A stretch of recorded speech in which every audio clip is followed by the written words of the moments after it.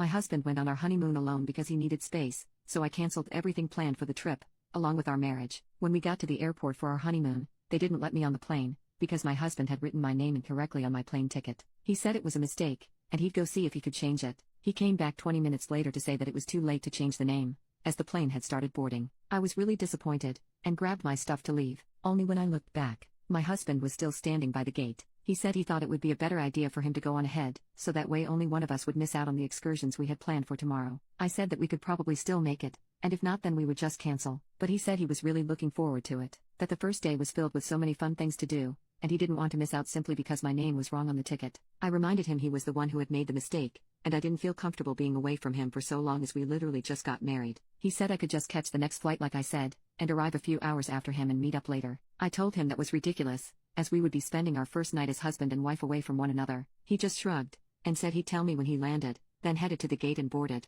I went to the counter and asked when the next flight was, to exchange my ticket. The woman was super helpful. Then she asked why I didn't just change my name on the ticket, since I was already here. I told her my husband had tried, but was told it was too close to boarding. She gave me a look, and said that he must have gone to the wrong person, as they are allowed to change it and there was plenty of time. This made me upset, but I assumed that maybe he just went to a worker who didn't feel like doing the extra work. By that time the plane had already taken off, so I just accepted my new ticket and went to the bar to wait it out. About an hour later, there was an announcement that multiple flights were cancelled due to bad weather. Go ahead and guess if my flight was one of them. I went home, and decided to try again in the morning. I left my husband a bunch of messages, and by the morning he had only responded that he had landed. When I checked his social media pages, they were filled with pictures of him at our resort. He was eating chocolates left on the bed for us, going to a barbecue and making friends with strangers. He got wasted and danced a lot. He hasn't answered any of my texts or calls. Just as I was about to leave for the airport, he posted a new picture of him with another woman, holding her waist tightly with one hand, and holding a drink with 2 straws in the other. I saw red and threw my suitcase down.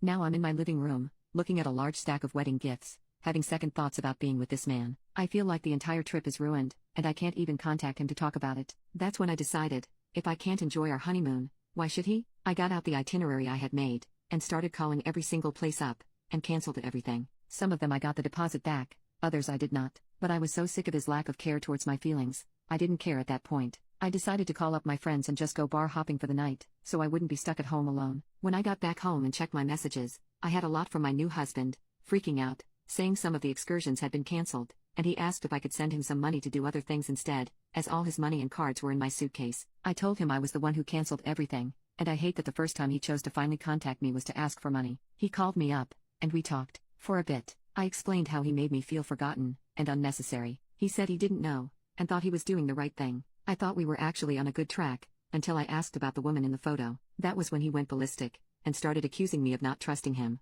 saying he could hang out with whomever he wanted, and it was none of my business. I told him it was, as he was now my husband. He told me to stop being so nosy, and that maybe I shouldn't join him on the trip after all, as he needed some space from my harassment. After he hung up on me, I realized that if this was only the start of our marriage, I didn't want to see where it would go from there. In the morning I called my lawyer to get the marriage annulled, as well as the hotel to cancel the rest of the stay. If he wanted a vacation away from me, fine, but he wasn't doing it on my dime. I sent him a text, saying he would need to find a new hotel and by the time he got back, we wouldn't be married anymore. Anyone who already wants space from their spouse during the honeymoon is not someone who should be getting married.